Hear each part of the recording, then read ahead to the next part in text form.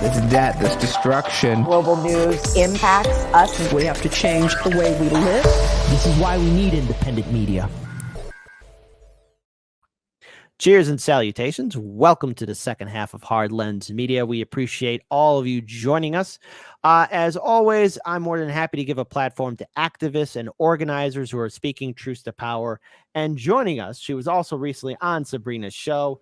I want to give a huge shout out to Lucy Can22, also Lucy, who also goes by the name Blue Moon on Twitter. She's an activist, organizer, and she attended a town hall on January 21st, I believe, or was it the day after, day before, Lucy? It was last Saturday. I don't remember what day. Last Saturday. Okay, so perfect. Well, first, yes, it was Saturday. So thank you so much for joining us. For first time on our show, can you please introduce yourself? You were also interviewed by the wonderful Sabby Sabs on her show. She's a host on Revolutionary Blackout Network. So for our viewers and subscribers, can you please introduce yourself? Because I do want to play the video in which you confront AOC and tell us a little bit about the work that you do. Sure. My name is Lucy. I actually have a regular job. Like, I'm not a professional journalist or activist. And I do have a channel that's far less serious than yours. It's called Blue Moon Red Wine. And I do organizing when and if I have the time to. And I'm on Twitter, LucyCan22. Okay, fantastic. So you were recently joined by a guest who was on the show, Jose Vega, as well as another good friend of the show, Roger Meadows, in which you were confronting AOC at a town hall. Before I play this video, can you at least give us an idea of what the idea of AOC's town hall, what the purpose of it was, and was she allowing any kind of conversation to take place between herself and the constituents, or was it just more her speaking to constituents and just trying to dismiss people? So before I play the video, we want to hear from your perspective. Yeah, so I actually have been to 2 AOC town halls so far. The first one I went to was back in 2018 when I still supported her. I was stupid enough to support her. And I volunteered like not many times, once or twice, to help canvass. And the environment was completely different. The first town hall, it was like community members. There were like some young people from the neighborhood doing a poetry reading. There was food. They really made it seem like a community effort. The second town hall was an hour and a half power presentation by AOC, 10-minute Q&A, where they take pre-scripted questions that they know what the questions are going to be ahead of time, and they cut it off early so that most of the constituents actually couldn't get their questions in. And they cut it off. They cut off the questions before I spoke. So I was actually the last person to speak. And if I had not stood up and screamed, I would not have gotten a question in at all. Now, one thing I would like to ask, and I think first of all, this video is extremely powerful, and shout out to the team that also added in the subtitles. We will be playing it, but you're not speaking English to AOC. Can I ask, like, what was the purpose of it? Was it was there any reasoning behind it? I would like to at least know. Sure. So the reason I did it in Spanish is there's several reasons I did it. The first one is that our district is 60% Hispanic. Some of the people in our district are bilingual, but speak Spanish better than they speak English. Or they only speak Spanish. The second reason is that AOC does not understand Spanish very well. And this is actually not a requirement. Like, I don't care if she speaks Spanish or not. But she tries to pretend that she does because she plays a lot of identity politics. And I knew that if I did it in Spanish, she would let me speak because she doesn't like to look bad. And she likes to pretend that she, kind of represents her Hispanic constituents. So I knew that she would let me speak, but that she wouldn't understand me well enough to cut me off so that I would be able to get more words in before they kicked me out because they were censoring. All right. I would like to play this in its full entirety because I know when you are speaking, you're then also confronted from what I again, correct me if I'm wrong, are these people with AOC's office? Because they're telling you to leave. So I definitely want to talk to you. I want to play the video its full entirety. But with this question, I will ask, like, were you purposely just dragged out by people of AOC's team? Were these volunteers?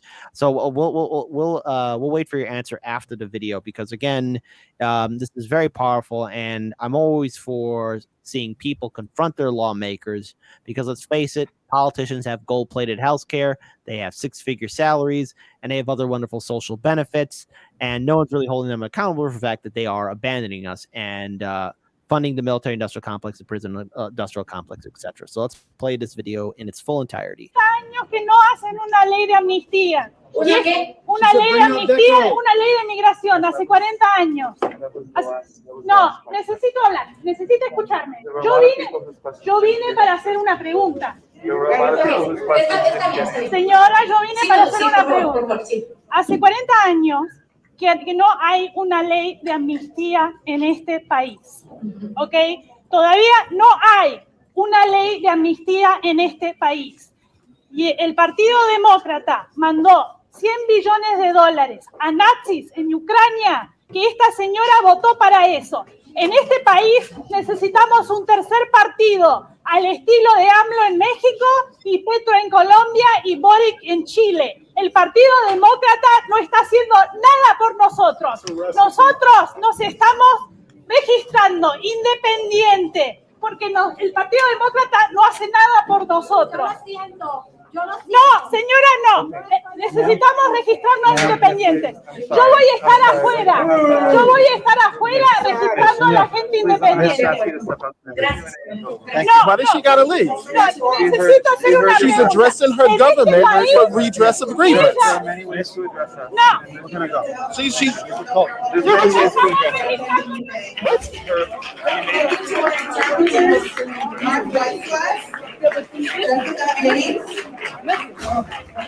So there's thunderous applause. People are, I guess, applauding you leaving. You were raising the ruckus.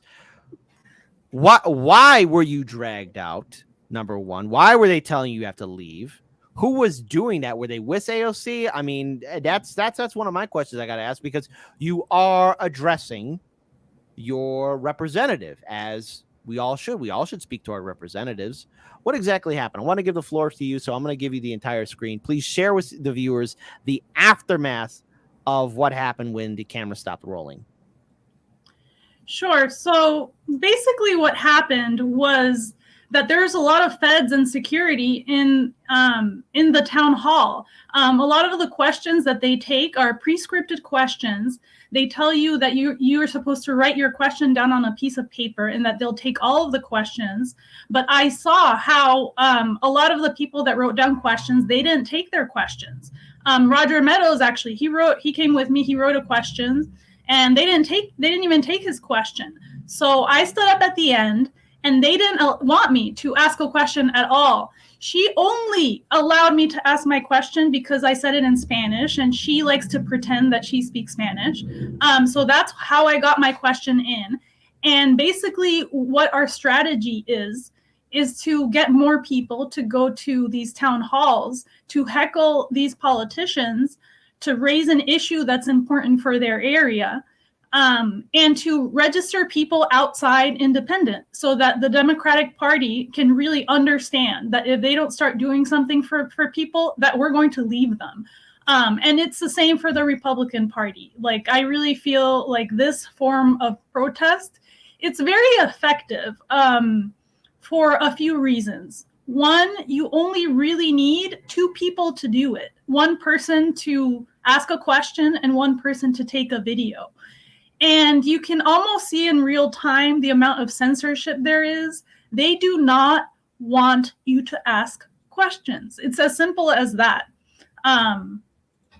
Okay, so now here's the thing that I find interesting, and I really am disappointed with AOC. You're a constituent. You're addressing your concerns with her. Was she even listening to you, or was she giving you the atypical politician nod yes, which is what because we don't see AOC reacting to you as you are passionately explaining, hey, we have money for war, but the people are being abandoned. I mean, what was AOC's response through all of this? Because I'm curious to see how she was interacting with a constituent that has legitimate concerns about what's really happening, as there's a ridiculous conflict happening across the sea. Well, basically, the first thing I mentioned was the amnesty law.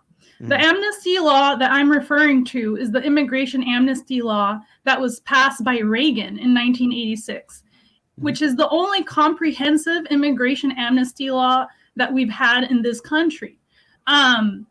Now, people don't really fully understand what amnesty law means. It doesn't mean that anyone can come into the country, but it does open up all of the job categories so that it doesn't matter if you're an Amazon engineer or you're someone that works in construction or in the restaurant industry. A comprehensive amnesty law allows working class immigrants to have a path to citizenship. That has not been done in almost 40 years. It's one of the top concerns for people in our area. And AOC, who just started, she was just basically at the town hall bragging about how she's helping immigrants so much. And she did not even know the word for amnesty in Spanish. You can hear her in the video say, ¿qué? Which means she doesn't know what amnesty is. She doesn't even know what it is. So that's the first thing that happened. Mm-hmm. Second of all, she does not realize that there's several third parties in Latin America already. That's why I mentioned Mexico, Chile, and Colombia. Now, these leaders, not all of them are perfect, but the point is there are several countries in Latin America already where there have been recent third parties elected. And a lot of these Democrats, including someone like AOC with very large Hispanic constituencies, are completely in ostrich mode. They don't think that a third party can happen in the United States. And I thought personally that it would be meaningful to mention those countries, because people in our area do know about those things. And a lot of them are not as faithful to Democrats as Democrats think.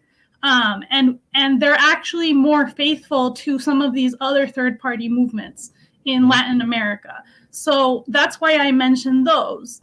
And then third of all, I just wanted to basically follow the Roger Meadows strategy, which is basically turn every state into a purple state. You know, when you're a loyal Democrat voter or a loyal Republican voter, they do not care what you think. They know they have your vote. So by registering independent, you're basically putting the pressure on them. If New York State was a swing state, we're basically like number one, or I think we're definitely in the top 10 of income inequality. They do not care at all in any kind of general election what New Yorkers think. So registering independent, it helps bring attention to our state, to how badly things are going here. And, you know, maybe politicians will actually pay attention to some of our problems if they actually needed our vote. I have to agree with that. Lauren, I want to give the floor to you. Do you have it? I know there's some things you want to ask our guests too. Well, I did find it very funny to hear her attempting to like speak Spanish to lo siento. It's like, okay, yeah. Do you know any other words? I hadn't even like considered that she wouldn't. That was actually someone else. Oh, was it? It sounded a little like her. I was like, that's really funny. That's like she only let you go because she had no idea what you were talking about. And I was like, that makes perfect sense, actually. Like she clearly, like, otherwise she would have shut you down like she did Jose Vega or some other people, like in other videos. So I thought that was well done. I hope more people do that to her. I think that would be very funny. And it actually might get the word out to the people who are at those town halls. I do think it's unfortunate, like how quickly things seem to change. Like you said, the first town hall you went to actually felt like a community-based event. And now it has just been completely subsumed into the Democratic Party. Like fully, it is just corporate. Like, and as soon as you mentioned the PowerPoint, I was like, oh God, was she just standing up there talking about all of her achievements for like an hour?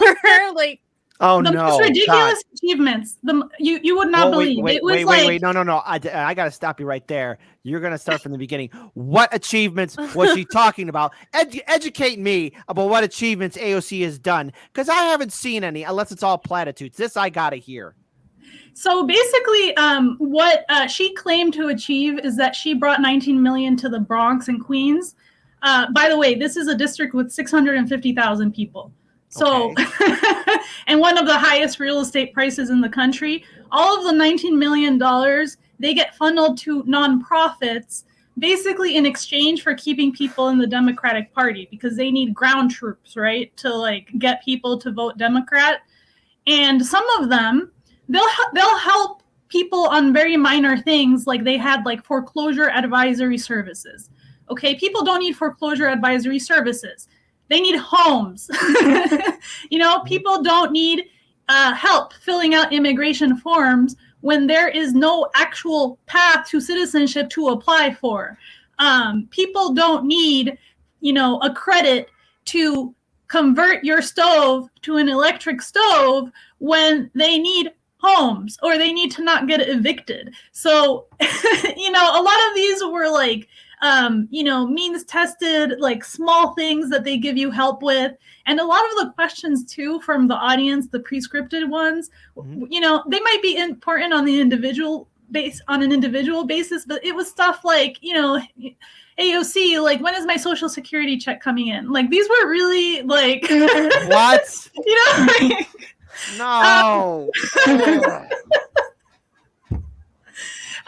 This is the whole thing. Like, okay, let's get time to compose ourselves. So somebody.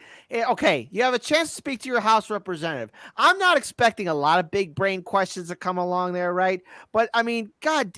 Someone's gonna say, "Hey, when's my social?" I mean, there's a whole department where you can call them and, "Hey, when's my social security?" AOC's not gonna know that. Yeah, or they'll have things like, "Oh, we have a program to study marine engineering at University College." It's like, okay, but CUNY is already paid for by the state, etc. AOC didn't do that. Like, she's claiming for credit for things that she didn't do. Maybe there's like earmarks in certain bills so that you can get some money to your district. But the point is, none of the broad reforms, Medicare for all, things like this, that people are asking for in her district are, she's not going to mention any of that. And a lot of these nonprofits like Make the Road, which is an immigration aid group, and a lot of other nonprofits in the area that get money, they help people, sure, but it's not something that's going to create a systemic change, right? And a lot of it is just like adding staffing and stuff like this. It's not significant. So again, it seems more of AOC just giving out more and more platitudes. So there's something else I want to address here too, and I think we need to start talking about it more. And I want to give you a chance to explain to people and give them an education why we need to break away from the two-party system. In that video, you're saying you're registering as an independent. On Hard Lens Media, we have said support third parties, support independent movements, support non-affiliate candidates who are not part of any political party. What is the significance of voting independent? Why should more Americans be embracing this idea of supporting an independent, non-political system? Why we need to abolish all political parties? This is a chance for you to explain and educate the viewers who are perhaps still stuck in the way of voting either Democrat or Republican, because that's how corporate media has trained us. Why should we start supporting independence? Okay, so I have kind of mixed views on this. There are a lot of third parties, but a lot of them don't pick up steam, or they're also infiltrated, or some of them sound a lot like Democrats or Republicans. For example, in New York State, we have Working Families Party. They say they're a third party. In actuality, they do whatever the Democrats tell them to do. And then there's a conservative party that basically does exactly what the Republicans tell them to do. So the only thing we can do is register no party in the state of New York. Mm-hmm. And what that does is it really pressures the Democratic Party, because you're really telling them, I am not voting for your fake third party, the Working Families Party. I am not voting for any of you at all. By the way, AOC is in our district is she's on the Democratic Party and the working families ticket. At least the Republicans have separate people running. They had Tina Forte running as a Republican, and then they had someone else, Desi Kuhler, running as a conservative. So they don't, like the Democratic Party, they don't even maintain the illusion that there's two people running on the ticket. Okay. So breaking away from them. Nice. Yeah. So breaking away from them, it really tells them we're not doing this anymore. And what it really helps do is it helps us move towards a system where we can have ballot initiatives and people vote on an issue instead of along party lines. And we really need to start doing that because a lot of these progressive proposals, even like the $15 minimum wage, maybe state by state Medicare for all, people will vote for it, but they don't want to vote for Democrats or they don't want to vote for Republicans. They don't like this other party. And it's proven at this point that people almost like they vote against the person they hate more. Mm-hmm. It's, that's like basically what they do. And it really becomes this like culture war more than actually voting on the issues. So separating yourself from both parties, it allows you to actually focus on the issues, get people to focus on the issues, and going to these town halls and heckling the hell out of these politicians and then registering people outside, it gives them an action plan. It's not just like, I came here to complain. It's like, no, I came here to say that you are failing. And it applies that pressure that you're leaving the party if you tell them at the town hall. And then if more people come along and volunteer, then you register people right outside. And that really doesn't go well with them. Even like I've seen like Jose heckle these politicians. Keenan has also done it. Other people have done it. But I think the reason that this one went particularly viral is basically because I raised a paper and I was like, you're done. We're going independent. How many people did you get on that day? So that's a good question. We didn't get that many people because a lot of the people at that town hall are really older voters, and a lot of the independent voters are younger. Mm-hmm. So in order for it to work, you have to go to the town halls and then also go outside in the street, like outside the town halls or, like a populated area, and start registering people that way. Because inside the town hall, I think there's actually a town hall in Harlem. Espaillat is having a town hall on the 29th this Sunday. So if anyone is interested in that one could be good because it's actually on the premises of Columbia University. Oh. There's lots of students around there. And we didn't we were kind of winging it and we didn't really plan it well enough. And I didn't even know that I wasn't I barely got my question in. I really did. You can't tell from that video because I kind of just went for it. But for the next town hall, it would be good to really target an issue that older voters are really worried about. And that would be something like Medicare Advantage. How Biden is privatizing healthcare. I think that would be an issue that could be really good to bring up at a town hall because not everybody cares about immigration amnesty. It does sell really well in my district, but I think Medicare Advantage would have been even better. Okay. Right on. And so I want to pull up something here. I won't play the video because you know what? Until I get his approval, I know Roger Meadows is watching. I know that you did a video showing Roger Meadows educating people on why we need to start registering independent. No party to start pressuring the Democratic Party to start doing what we actually want them to do. We got to make these politicians scream uncle. Now, this is on your Twitter account. Roger, unless I get the thumbs up from you, I will be more than happy to play this video so the people can hear your voice. If you're not following Roger Meadows on Twitter, I would suggest you do. He has, again, been a strong voice. Again, that's Roger Meadows' Twitter account where he talks about vote ballot initiatives and starting public banks. If If you're not following Roger Meadows, this is his Twitter account. Come on, what's wrong with you? This is, again, a outstanding person to follow and somebody who I would call one of the dauntless few. So there you go. So I want to release the videos. No audio's on, so I'll remove that until I get Roger's thumbs up for that. Oh, I did get the thumbs up from Roger. So yes. So if you don't mind, I would like to hear this. And actually, Lucy, you caught the infamous Roger Meadows live. I know he was filming you, and he actually, and we saw in the live stream chat that he followed you as they kicked you out. So let's hear Roger Meadows' reasoning about why we need to start supporting independence. Especially in New York City, because you know what the population of the state is? Okay, all right, no problem. It's okay now. Yeah, 19.5 million. 8.5 million live in 5 boroughs. Oh yeah. A little under 3 live east of Queens, right? And like 11.5 upstate. And there's about 13 million that are registered. Okay, but in these elections, during the presidential election years, okay, so Obama was like 7 point blah blah blah million, and then like the little midterms after that, only maybe 3 million votes, something like that. So it's very low in the gubernatorial midterm election. But you really don't need that much. It's like the highest turnout was Trump, and that was like 8 million. You know what I'm saying? But normally these elections in the state are like 6, 5. You know, this last election it was like 5.9 million that voted. So if we had an initiative, it wouldn't really be that much to get people to come out to vote when they see something that they can fight for. That's like, oh, I want this. You know what I'm saying? You don't even have to wait for the legislature to get it done.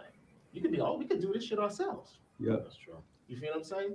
So I figured that maybe if we could get more people registered independent, that'll put some fear in, like Senator Rivera, who's the New York Health Act sponsor, he didn't want to do it.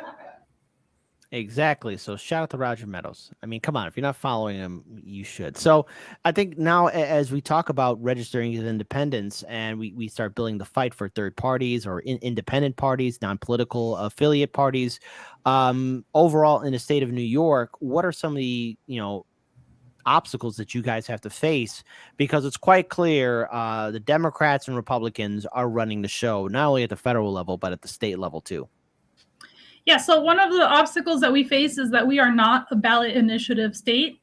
And a lot of the ballot questions in our state are extremely dumb. Like, for example, we had a ballot question in our state that was like, do you want us to do a study measuring income inequality? It's just like, it's not about doing something. It's about doing a study or creating a committee to vote on something. These are the kinds of ballot questions that we have in New York State. So first, we need to make it a ballot initiative state so that citizens can actually place ballot initiatives that they want, not ballot initiatives that the Democrats want or the Republicans want, which is stuff like, should we make a committee to vote on this, which is just like word salad to say we're not going to do anything for 4 more years, right? So basically, we need to make it a ballot initiative state.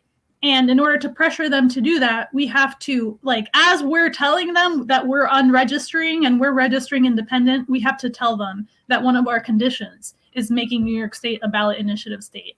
So that's like a big, big obstacle in New York State in general. And then, other than the obstacles in the rest of the country that we haven't, that we don't have Medicare for all, that we don't have, that we have huge wealth inequalities, that all of our money is going to war in Ukraine. I mean, I think it's basically the same problems in New York as it is in the rest of the country, with the big difference being that we're not a ballot initiative state and that it's very hard to organize here because we're millions of people in New York City, This is not a place where like an independent can easily win a primary, even at the local level. So in order to kind of break that, we really have to be aggressive about getting people to sign up independent. Because you can think mentally like, oh, I'm done. I already registered independent. But what about the people, like in 2020, there were people registering people outside for Bernie, to vote for Bernie. And those people are still registered Democrat. Why? Because they have an unregistered Democrat. So you can think mentally like, oh, I'm done. But the regular person, or, you know, the person that's gotten tired has not necessarily unregistered Democrat the way that you have. And I actually had not done it either. I had just like left it there. So I think it's just, you know, making that step, like taking that mental action. Mm-hmm. There are also, aren't there states though that like if you are not registered either Democrat or Republican, you're not allowed to vote in the primary? Like I feel like Maryland had that. Like yes, we're also like that. If you are not you're registered, not allowed to vote in the primary, so that might be a factor too in like people not wanting to drop their party affiliate if they want to vote in the primaries. It's like I don't know if there's a way to like change that rule because I've always thought that rule was terrible. Because like I remember growing up in Maryland and being like, I wanted to register independent like at 18 when I first got the ability to vote, but like I couldn't because it was like, but I want to vote in the primaries and I can't do that if I'm registered independent. Well, I think it's a little bit easier now that people really know that Bernie Sanders isn't getting us anywhere and that the squad isn't getting us anywhere. So like I think people know around here that progressives are not really where it's at. I do think that they are scared of not being able to vote against Republicans, but you can do that in a general as a registered independent. So I think it's really not that. It's one older woman. She did say like, "Oh no, I don't want to unregister Democrat because I want to be able to vote in the primaries." But most younger people in my area, I feel like they've had it, and they're ready to move on, to move past this squad thing, to move past this progressive thing. And I even got smeared, like my whole speech, I got smeared on Hill Rising. But I don't care because Hill Rising was not the audience. You know, this was really like for people in the Bronx and Queens. Did it work? Yes, because people in the Bronx and Queens messaged me on Twitter afterwards, and they were like, I want to join. as it should be, because the thing is, look, I think a lot of Americans have been trained to vote Democrat or Republican. Our institutions, be it when we started at a young age, are training us or telling us it's either this side or the other. This is how it's always been.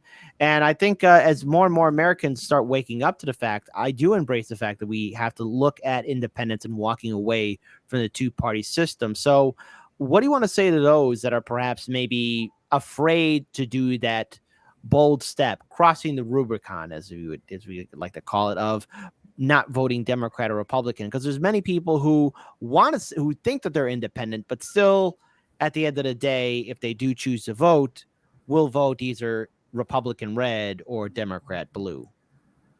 Well, I think it's actually not even so much about the people that are afraid, that don't want to register independent. I think it's more about those of us that already do, to get out there to those town halls and to see if they can convince other people on the street, you know, like maybe at their place of business, because you know, a lot of people really, they don't watch independent media. They don't watch they don't watch politics at all. But you'll talk to them for 5 minutes and they're like, yes, I'm ready to register independent because they're tired of our political system. So I don't think, like, I don't spend too much time arguing really with people that already disagree with me. It's really more about like reaching out to people that agree with me, but I don't make the effort on a daily basis to reach out to. If that makes sense. All right. Well, you know, what I do have to say, though, is it takes a lot of courage to speak out against somebody like AOC, who has supposedly a very large social media following, who could, in theory, have raised the ruckus, was forced to vote, who could have done so much, but turned a blind eye to the Biden-Harris administration, said it exceeded expectations, and still focuses on January 6th. So, I mean, again, AOC and the entire Congressional Progressive Caucus is a huge disappointment, as they're just waiting in wings just to replace Nancy and the old guard when they die in office, because that's what's going to happen. Because even Dianne Feinstein said she's no announcement to be made until 2024, and she's going to be 91 years old. Yeah, and a lot of it too is like maybe there are. It's rare. Maybe it's a long shot, but the idea is there are some, maybe not AOC, but like one of the local, maybe Democratic politician that's independent leaning, might be willing to, if there was enough support, if there were enough registered independents to say, okay, it's politically feasible for me now to leave the Democratic Party. And for a politician that's already been elected, you can switch your affiliation whenever you want. We wouldn't even have to elect somebody new. Look at Kirsten Sinema. She changed from Democrat to independent. She didn't care. She didn't ask for permission. She's backed by corporations anyway, so I wouldn't say that she's like some kind of shining gold star. But a lot of these local politicians, if they're very, very local, they haven't been completely bought off yet, maybe they'd be willing to go independent more than, AOC and the squad and all of them. Agreed 100%. So again, we need to see more people stepping up. This is stuff I want to see. I encourage it. I encourage everyone to speak out against their lawmakers, because I think they're sitting well on their laurels and just enjoying their lives as best they can with gold-plated healthcare and so much more. So as a final note, and again, we do appreciate your time being on our show. Thank you so much for being on our show. We've done a little bit longer than normal kind of show. No, that's all on me. That's all. This is actually the shortest show so far in the last 2 weeks. This is yeah. No. We've gone long the last couple of weeks. Yeah. So there you go. So as a final note, where can our viewers and subscribers follow you online? Where can they go to learn more about the work that you do, and also about obviously for the viewing audience that lives in New York State, where can they go to learn more about, I guess, their electoral rights or running as an independent? Where can they go? Well, we're not running anyone, because we are literally on the abolish parties frame of mind. But if you would like to know about more of our heckling strategy, you can contact me on Twitter, LucyCan22. And you can also catch the other members of Indie News Network, indienews.network. There you go.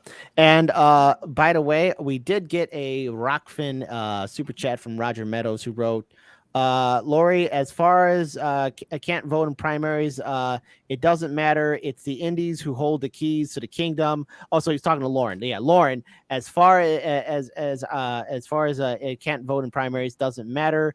It's the indies who hold the independents, who hold the keys to the kingdom. Both nominees tack to the middle in the general to get the indie vote. Reason, because most independents are moderates. You can get people left of the Democratic Party to register independent.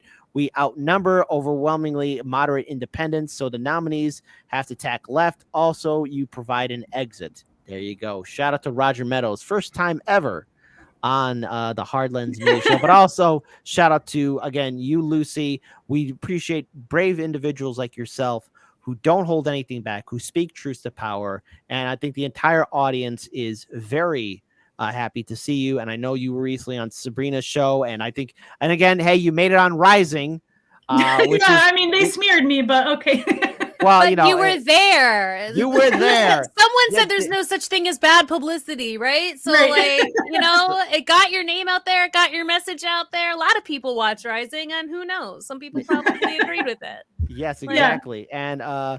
And again, Roger Meadows also acknowledges a strategy for the Democratic politicians to get out and push from the outside using leverage. So again, shout out to everyone that's been speaking truth to power. I know that you were joining. And already my audience is saying, bring her back, Lucy. We want you back on the show. So you know what? Since everyone is now, Sula Moon is writing hashtag I love Lucy. Everett Steve Wolfbrandt, he's saying bring her back. Miguel H is saying I love Lucy. Gamer for Life is saying I love. I guess you are the Lucy. So I'll be more than happy to have you back on our show to definitely do a follow-up interview and see what more work you guys are doing. And the thing is, we need to see more of it. And I hope it inspires other people to do the same. We need more voices out there. So Lucy, again, thank you so much for joining Heartlands Media. I want to thank my colleague, Lauren Snyder, for joining me as well. I want to thank all of our viewing audience for joining us. So all I say to everyone that's watching is please take good care of yourselves. Peace. And let us all do what we can to build a better future. Take care, folks, and bye-bye.